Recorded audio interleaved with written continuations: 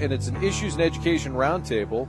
As always, having a discussion about education and how it affects the kids and really how it affects everybody. And right now we're going to get into STEM and technology. In our panel for this segment, Dr. Jim Wipke, who is the superintendent at Fox, Dr. Tom Muzzey, superintendent, Orchard Farm, Dr. Mary Hendricks-Harris, superintendent, Francis Howell, and Rene Cope, board vice president, Francis Howell. And let's start, we'll start with you, Jim, and STEM.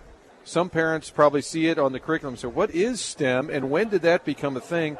Is it the last 5 years where it's become huge and a bigger part of the curriculum? Yeah, absolutely. It's, your science, technology, engineering, and mathematics. And so it's the initiative that I would say anywhere from 5 to 10 years has really been kicking in, more than probably just 5 years. But it's a way to get our kids what I would say is real life world experiences and placing an emphasis on our science, technology, engineering, and then when we say STEAM, we're saying arts as well and mathematics. Is it hard to find the teachers? This is sort of a newer curriculum, and I know at some schools they'll find them from the workplace and say they have the real world hands-on to do this. Is that something you guys have experienced where you've got to go out and find STEM instructors? We've been very fortunate at Orchard Farm. We're able to hire people that are really passionate about the field, about whatever course they're teaching. But we do have, for example, in our high school, we have in one of our chemistry teachers, she was actually a former chemist that worked outside in the field, came into education. She's very passionate about it, and came to me and said, I want to teach AP chemistry.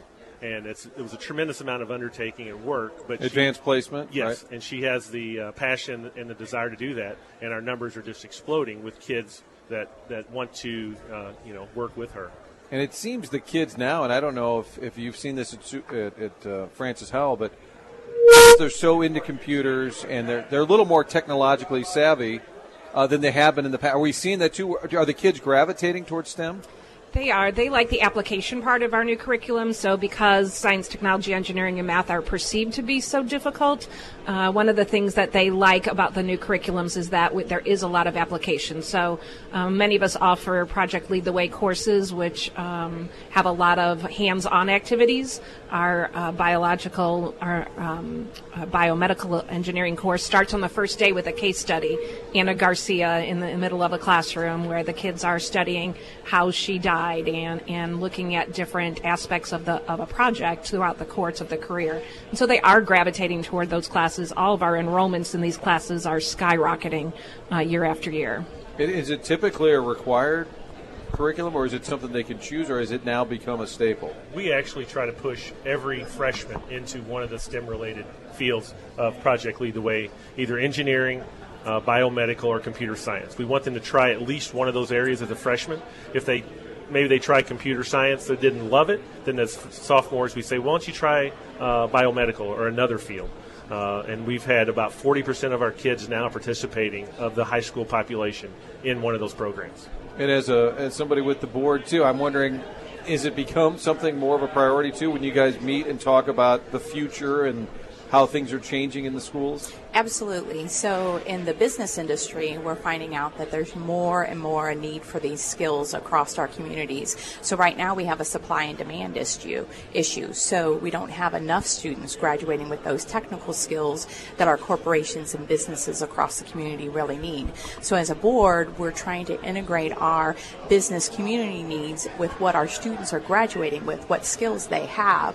And so it's a strong priority for us to take a look and make sure we're funding those appropriately, as you mentioned, to make sure that we have the pipeline of educators that are prepared to teach those classes, and then, as Tom said, getting our students involved and making sure they're not only that they know about the classes to begin with and getting them excited about enrolling in them. Is funding, we always talk funding, whenever our roundtable we get back to money, but in terms of STEM, it's not just a book you hand out or a pamphlet you hand out. Is that something that's changed too, where you've got to have the right tools in place? Well, you're definitely having to organize your curriculum budget around thinking about STEM and thinking about STEM courses that you want to integrate within your curriculum across the board.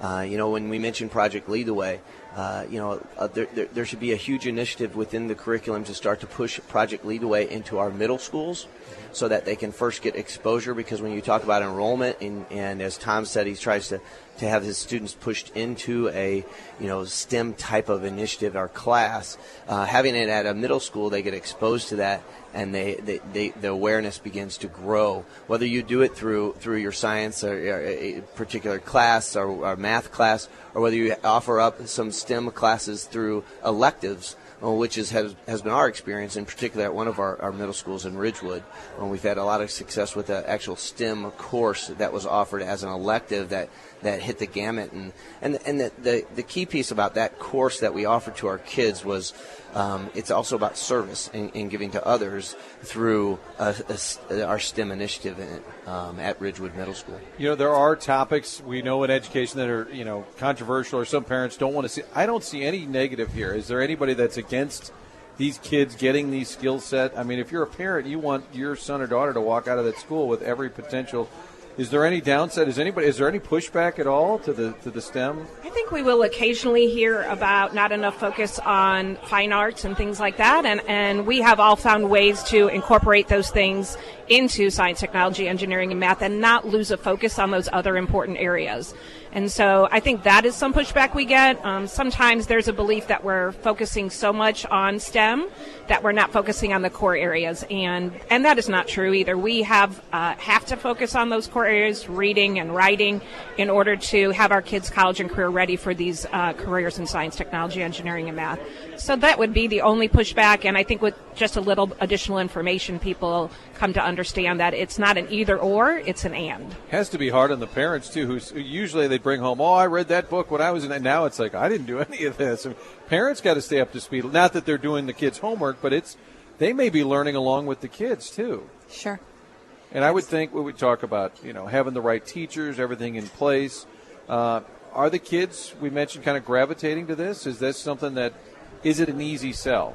When we look at our summer camp, we do a STEM summer camp, we had a 72% increase in enrollment just last year.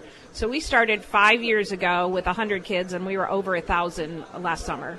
So if you think of kids wanting to do things in their summer and they're willing to come to a STEM camp on a week off, it definitely demonstrates that there is an interest. And again, I think we're seeing it in all districts across the board that our students just are interested in. Mostly it is because of the application piece.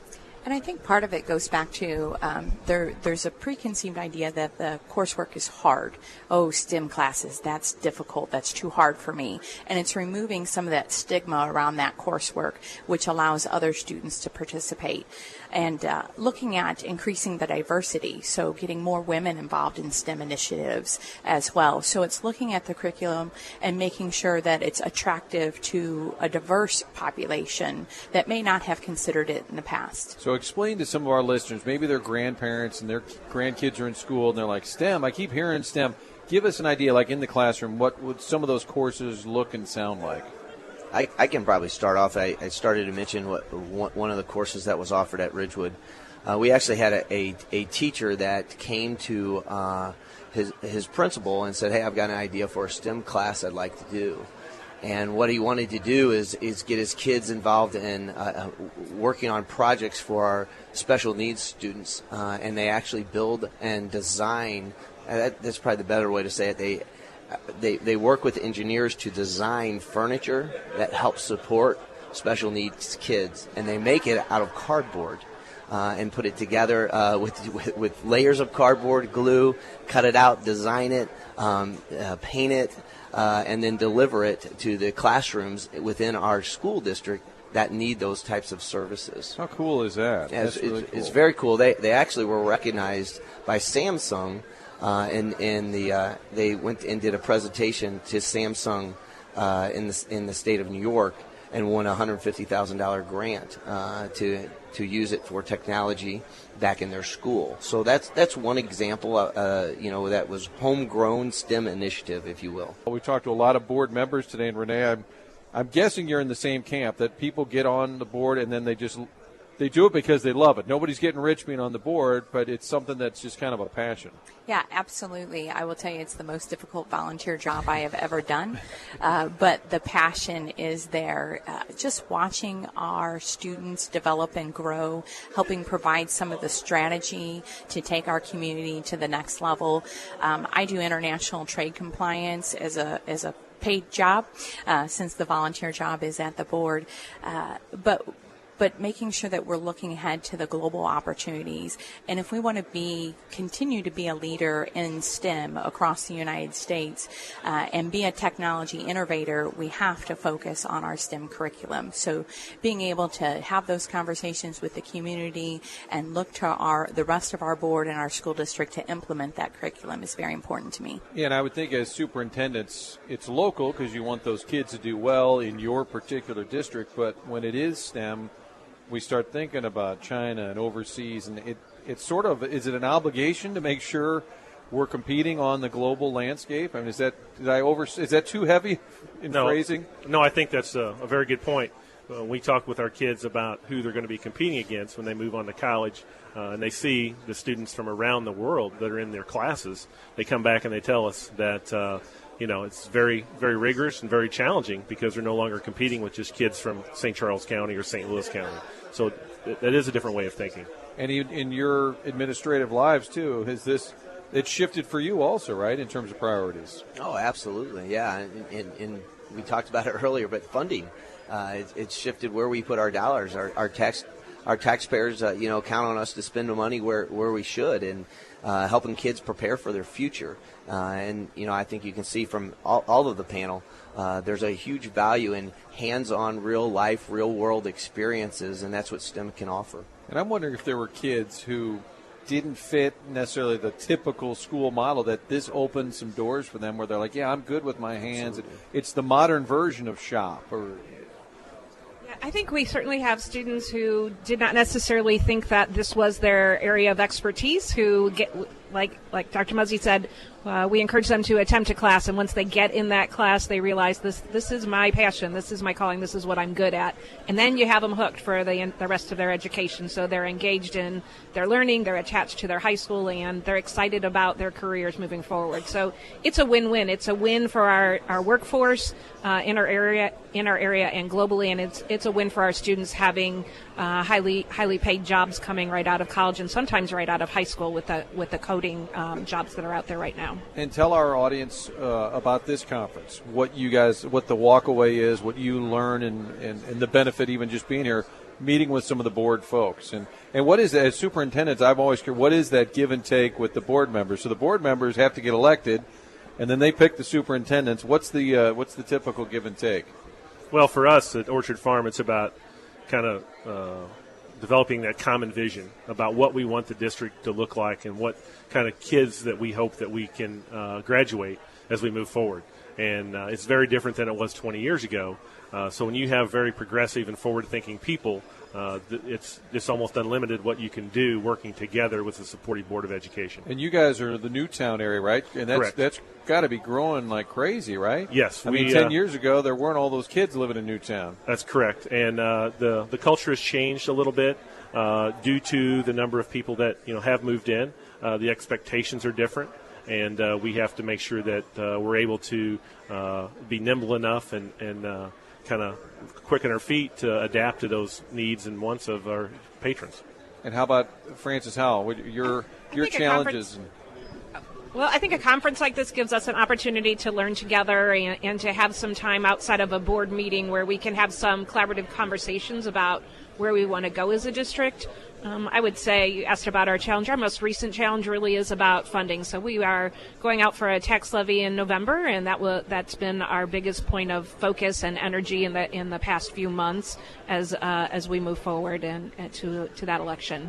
And Jim, for you in the conference here, is a lot of listening? I mean, you get to talk a little, but I imagine a lot of listening too. Yeah, well, I think it serves two fronts. One, it serves the front of growing and learning as educators and as board members, and there's so many different opportunities to do that with the breakout sessions.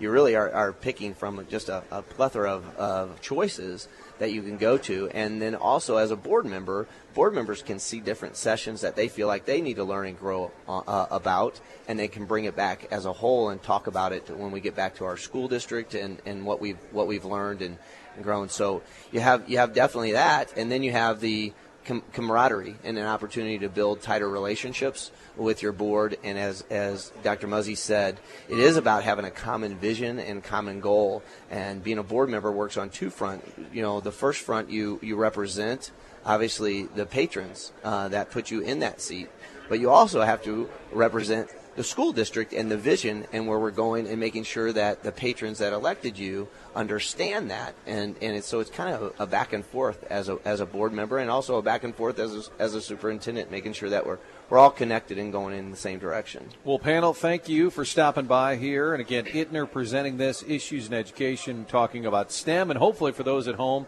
saying, what in the heck is STEM? You now understand science, technology, engineering, and math. And you can throw the A in there. If you see STEAM, okay, they're not learning how to dry clean, okay? That's arts is mixed in there. Dr. Jim Wipke, Dr. Tom Muzzey, Dr. Mary Hendricks-Harris, and also Rene Cope with us. The latest installment here.